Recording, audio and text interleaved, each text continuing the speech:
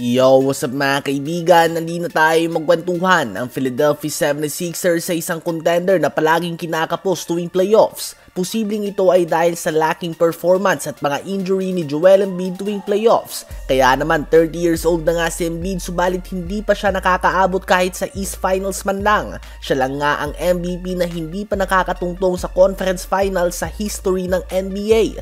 Ang pinakamalapit nilang tsansa sa championship ay nung nasa team pa nila si Jimmy Butler. Ganun pa man, natapos nga ito sa isang tira ni Kawhi Leonard sa Game 7 ng second round.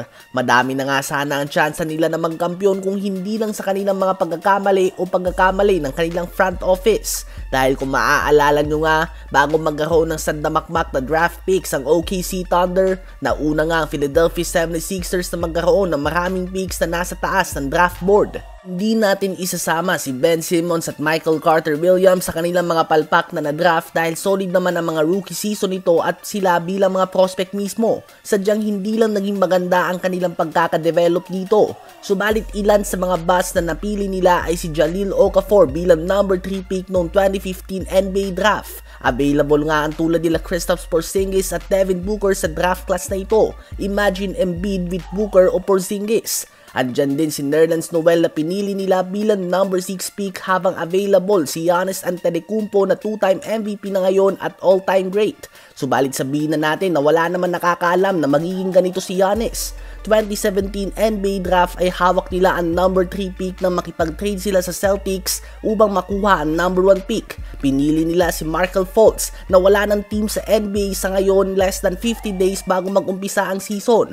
At kinuha naman ang Boston Celtics si Jason Tatum na NBA champion na ngayon, multi-time All-NBA first team member at 2-time Olympic gold medalist. Ngunit hindi lang nga yan, 2019 NBA draft ay hawak nila ang number 10 pick at pinili nila ang Iron Man ng NBA ngayon na si Mikal Bridges na nag-average sa last 2 seasons ng 23 points, 4 rebounds and 3 assists per game. Subalit agad nila itong trinade para kay Zaire Smith na nasa G-League na ngayon. Sa same year na ito ay mas pinili nila na bayaran si Tobias Harris ng malaking contract kaysa kay Jimmy Butler. Imagine kung nagawa lang nila ng tama ang kanilang pag-draft noong 2017 at decision making noong 2019. May lineup nga sana sila na Ben Simmons, Jimmy Butler, Mikal Bridges, Jason Tatum at Joel Embiid. Andyan din sila JJ Redick, TJ McConnell at iba pa sa kanilang bench. Tiyak nga na contender yan mga kaibigan. Posibleng hindi sana ganito ka one-sided ang debate sa pagitan ni Joel Embiid at Nikola Jokic tulad ngayon. Posibleng natapos na ni Jimmy Butler ang trabaho at nakapagkampiyon na ito. Posibleng hindi sana ganitong kinahahantungan ni Ben Simmons. Posibleng wala pa ding singsing si Giannis Antetokounmpo. Napakadami nga mga kaibigan ng possibilities kung hindi lang pumalpak ang Sixers sa kanilang quote-unquote the process. Ngayon nga ay may chance sila na sububok ulit sa championship kasama si Paul George. Ngunit kapag bigo pa nga sila dito, asahan na mapapadalas ang pangalan ni Joel Embiid sa mga trade rumors. Sa palagay nyo ba ay kaya na nilang magkampiyon kung na-draft nila si Tatum at hindi nila pinakawalan si Jimmy Butler at Mikal Bridges?